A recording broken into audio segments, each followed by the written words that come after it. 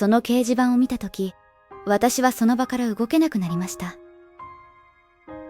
避難所の掲示板には、普通、給水の時間や炊き出しの予定など、生きるために必要な情報が貼られています。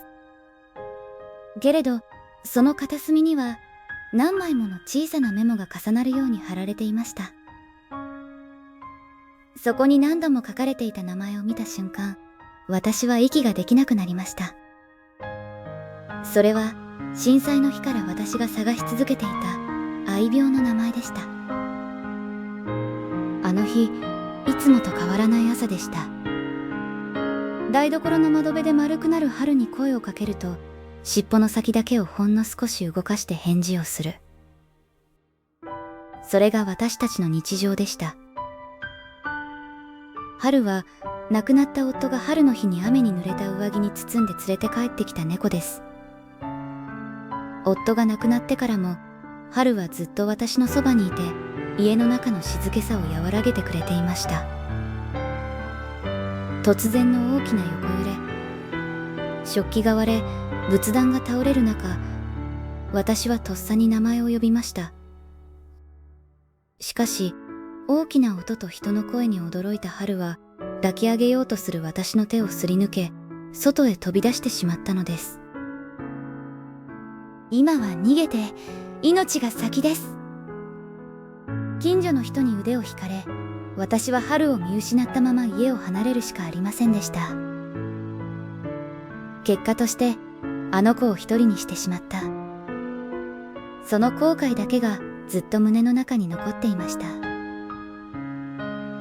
連れて行かれた避難所で、私は眠れぬ夜を過ごしました。春はどこかで震えていないだろうか。雨に濡れていないだろうか。翌朝から私は手書きの張り紙を持ち、近くの避難所を一つ一つ回りました。白い猫を見ませんでしたか？赤い首輪をしています。名前は春です。何度も訪ねては落胆する日々。時間が過ぎるほど、もう見つからないのではないかという声が胸の奥で大きくなっていきます。それでも、あの子が私の声を探して一人で歩き続けているかもしれないと思うと、立ち止まることはできませんでした。その日、私は町の反対側にある小学校の避難所を訪れました。受付へ向かおうとして、ふと入り口の掲示板の前で足が止まります。そこには何枚もの小さなメモが重なるように貼られていたのです。最初は何気なく目を向けただけでした。白い猫を見かけた方へ、怯えているようなので無理に追いかけないでください。けれど、次のメモに書かれた名前を見た瞬間、私は息ができなくなりました。赤い首輪に春と書かれていました。今日からここでは春ちゃんと呼ぶことにします。さらに小さな字のメモがありました。春ちゃんへ、昨日来てくれてありがとう。僕も怖かったけど、春ちゃんも怖かったよね。明日も来てね。一番下に貼られたメモにはこう書かれていました。今夜の春ちゃん、消灯の後、校庭の隅で月を見上げて泣いていました。誰かを探しているように見えました。飼い主さんもきっとこの子を探していると思います。どうか早く会えますように。そこから先は涙で文字がにじんで読めませんでした。春はここにいた。一人ではありませんでした。春ちゃんの飼い主さんですか？私はうなずくことしかできませんでした。声をかけてくれた女性に案内され、私は給食室の裏へ向かいました。避難所のざわめきが遠のく中、白い背中が見えました。赤い首輪、少し汚れた白い体。春なの？自分でも驚くほど小さな声でした。白い耳がピクリと動きました。春、迎えに来たよ。春はゆっくりとこちらを向きました。そして小さく泣きました。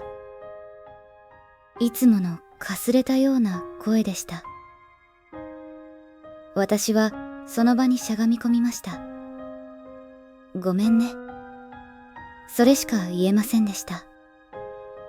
春はゆっくり近づいてきました。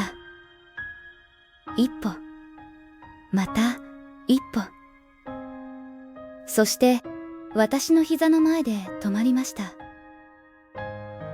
抱っこが苦手だった春が、その時だけは私の足に頭をすり寄せてくれました。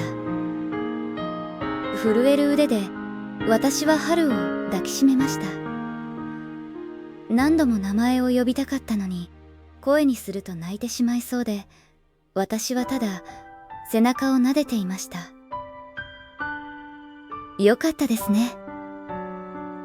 少し離れたところで受付の女性が言い、さらに近くにいた男の子が母親の後ろから顔を出しました。はるちゃん、帰っちゃうの？